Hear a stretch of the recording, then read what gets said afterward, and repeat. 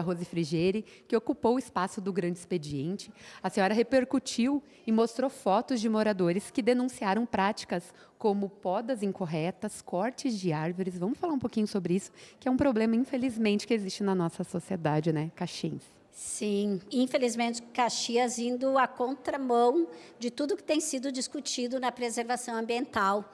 Eu comentei o novo plano nacional da questão da urbanização, que prevê cada vez mais árvores, mais áreas verdes e também mais as copas das árvores maiores. E aqui eu, particularmente, não sou contra as podas, e é importante dizer, a poda é necessária, tem momentos que a poda, ela precisa, até para segurança, tem árvores caindo, tem a questão da fiação, tem a questão da poda ser necessária para a própria árvore se desenvolver melhor, só que da forma como está sendo feito, que a gente vê por aí, são árvores completamente mutiladas, cortadas de forma parece que sem nenhum critério, em momentos que a poda não deveria ser feita. Qualquer pessoa sabe que no momento da primavera é um momento que não se deve podar como regra.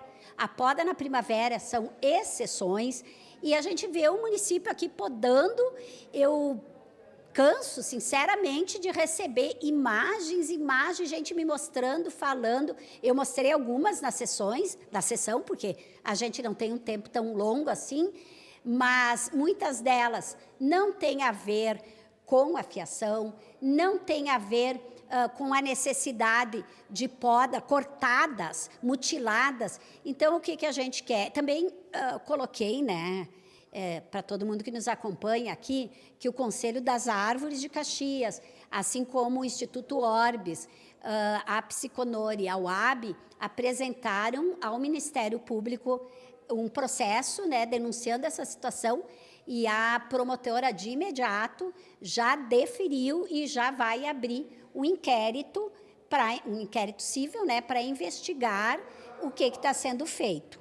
Porque, assim, não dá, nós temos um decreto, nem o decreto municipal não está sendo cumprido. Imagina a legislação estadual, nacional. Então, é uma questão grave, porque quando a gente fala de árvore, não é só a beleza da cidade, tá? É uma questão de vida.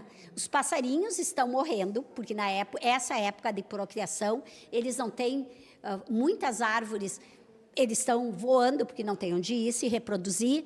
Então, toda a natureza que é atingida com isso. As pragas nas árvores aumentam com essa corte de forma indiscriminado e também drástico. Então, a árvore é vida, né? A fotossíntese, nós precisamos disso para a questão climática, para a questão ambiental. Então, é um tema importante que nós precisamos fazer nessa casa. E chamar a população, se tem mais denúncia, pode mandar para nós, pode me mandar, que a gente vai seguir acompanhando e esperando esse processo do Ministério Público.